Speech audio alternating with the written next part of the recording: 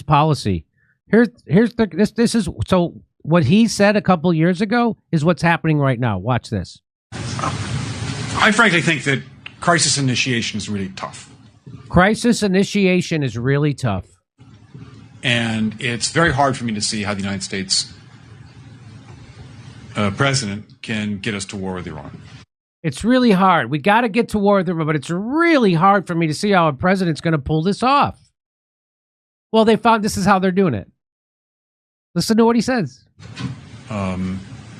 Which leads me to conclude that if, in fact, compromise is not coming, that the traditional way of America gets to war is what would be best for U.S. interests. Some people might think that Mr. Roosevelt wanted to get us into World War II, as David mentioned. You may recall we had to wait for Pearl Harbor. Some people might think Mr. Wilson wanted to get us into World War I. You may recall he had to wait for the Lusitania episode. Some people might think that Mr. Johnson wanted to send troops to Vietnam. You may recall he had to wait for the Gulf of Tonkin episode. I like how he says we had to wait for it. We made it up.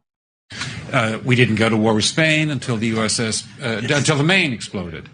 And may I point out that Mr. Lincoln did not feel he could call out the Federal Army until Fort Sumter was attacked, which is why he ordered the commander at Fort Sumter to do exactly that thing which the South Carolinians had said would cause an attack. So if, in fact, the Iranians aren't going to compromise, it would be best if somebody else started the war. One can combine other means of pressure with sanctions. I mentioned that explosion on August 17th. We could step up the pressure. I mean, look, people, Iranian submarines periodically go down. Someday one of them might not come up. Who would know why?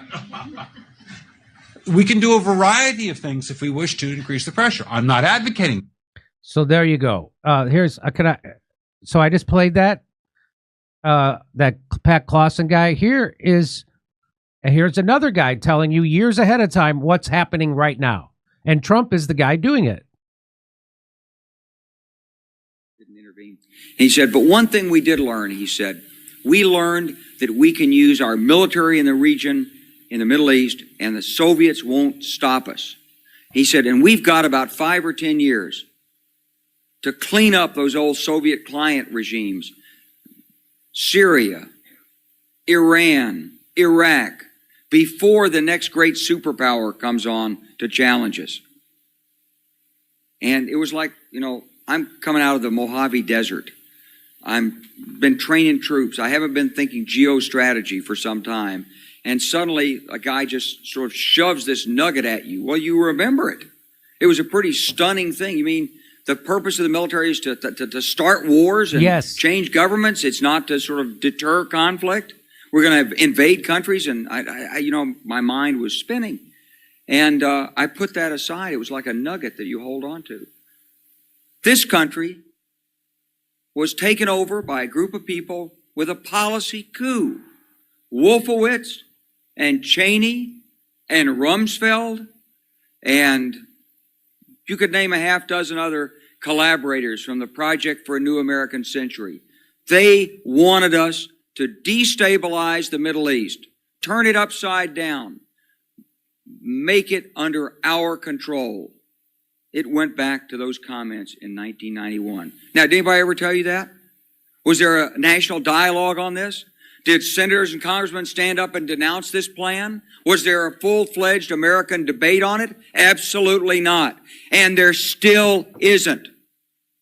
And that's why we're failing in Iraq.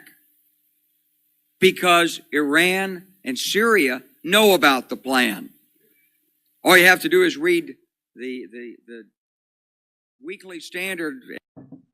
So there you go.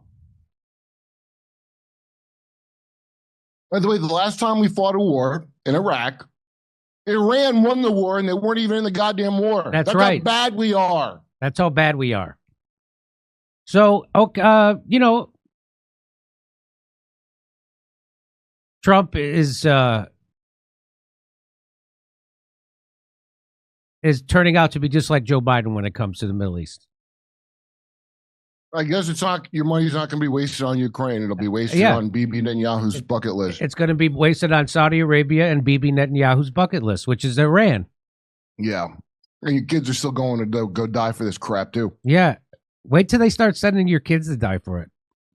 I mean, Zelensky said your kids have to, but again, Ukraine's our side chick. We're talking about our wife, Yes, Israel. that's right.